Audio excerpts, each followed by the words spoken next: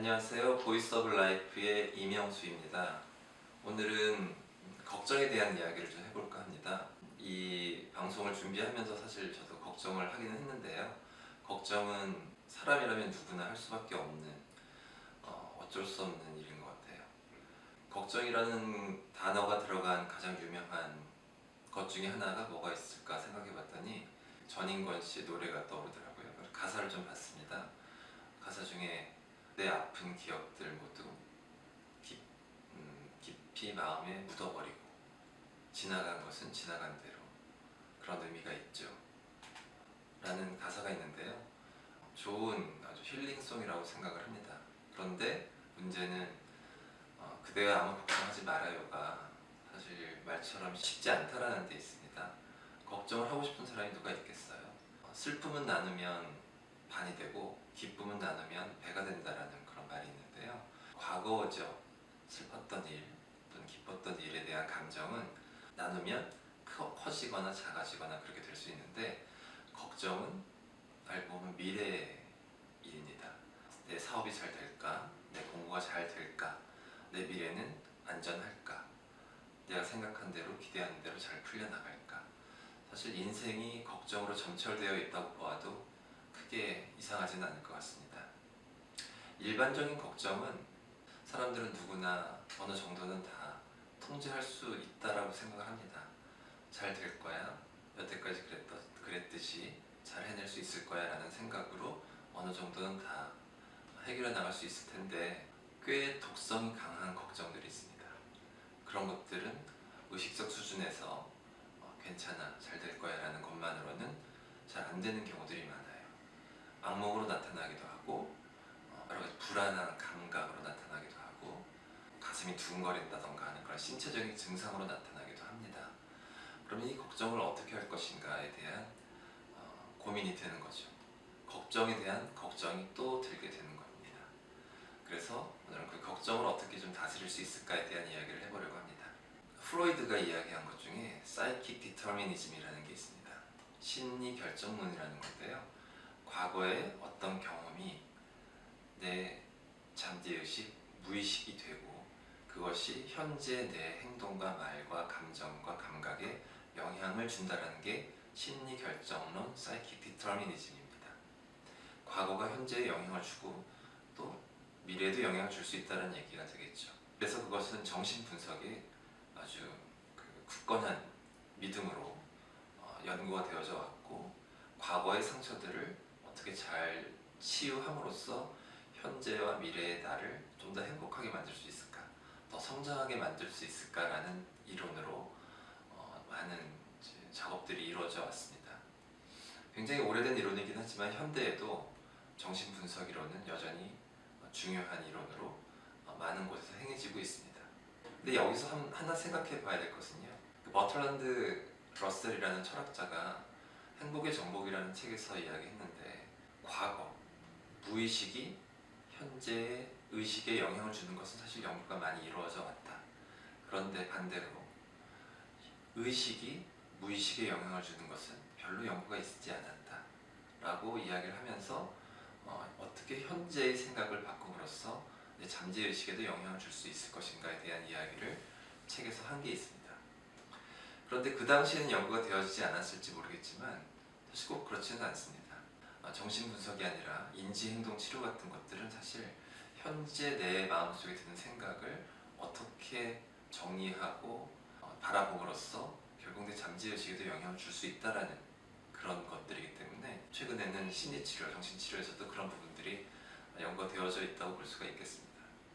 러셀이 얘기한 것을 간단히 요약을 하면, 그냥 단순히 잘 될 거야 라는 정도의 수준으로는 어떤 악몽도 어떤 불안한 상념도 멈출 수가 없다. 실제로 잠재의식에 영향을 주기 위해서는 좀 더 노력이 필요하다. 왜냐? 과거에 현재 잠재의식, 무의식화되어 있는 어떤 일도 그 당시에는 의식 수준이었다는 거죠. 지금 잘 기억이 안 나지만 그때 어떤 일이 있었고 그것이 시간이 지나면서 점차 내 잠재의식, 무의식으로 침착해 들어왔다는 얘기입니다. 그렇다면 현재의 의식도 더 지나간 미래에는 잠재의식, 무의식화가 될 수 있다는 얘기가 되겠죠.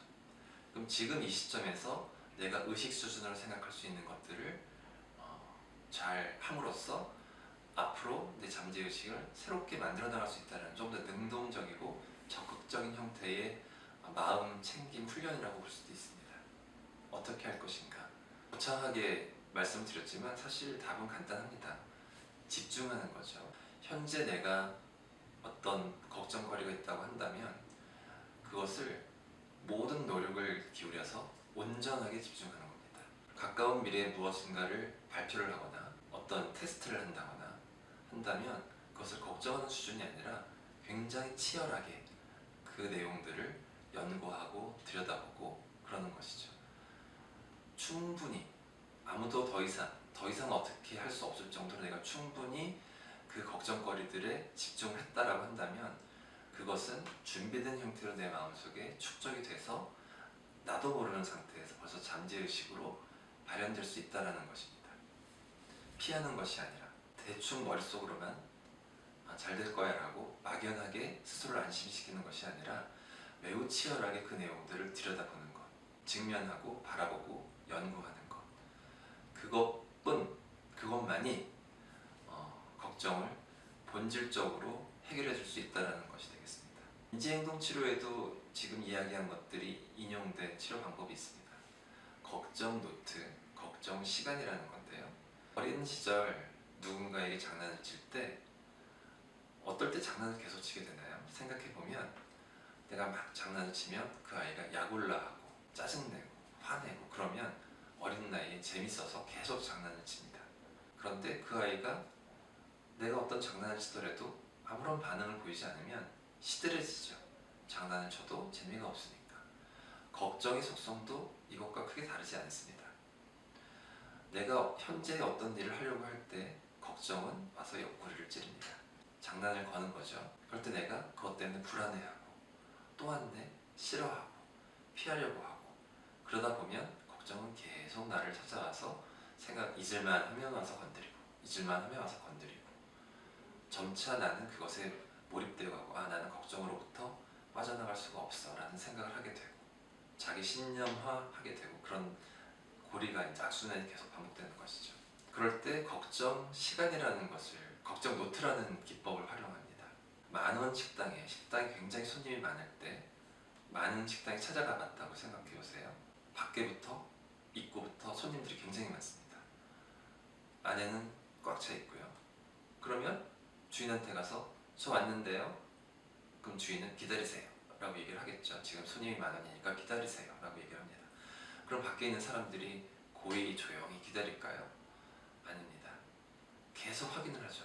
옆에 다른 사람들도 왔는데 내가 먼저 왔는데 저 사람들이 먼저 들어가면 어떡하나 라는 그런 어떤 조바심도 나니까 계속 언제 되냐, 순서는 어떻게 되냐 이런 식으로 계속 묻게 되는 거죠.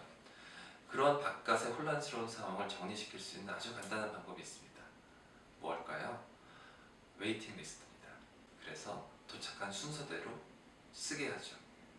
핸드폰 번호까지 적어놓게 하면 더 안심이 됩니다. 내가 주인이 부른 소리를 못 들어도 저 연락처로 나한테 전화를 하겠구나. 요 근처에 있으면 내 순서가 되면 들어갈 수 있을 거야 라는 생각이 더 이상 주인한테 언제 되는 거냐 마는 거냐 라는 질문을 하지 않게 됩니다.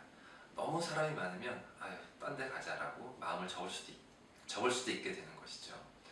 이런 거와 마찬가지로 내 마음속을 찾아오는 걱정도 리스트를 만들어주면 됩니다.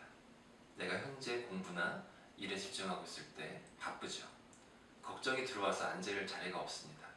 그럴 때 누가 찾아왔어요. 불청객일 수도 있고 복잡한 상황을 찾는 손님일 수도 있는 겁니다.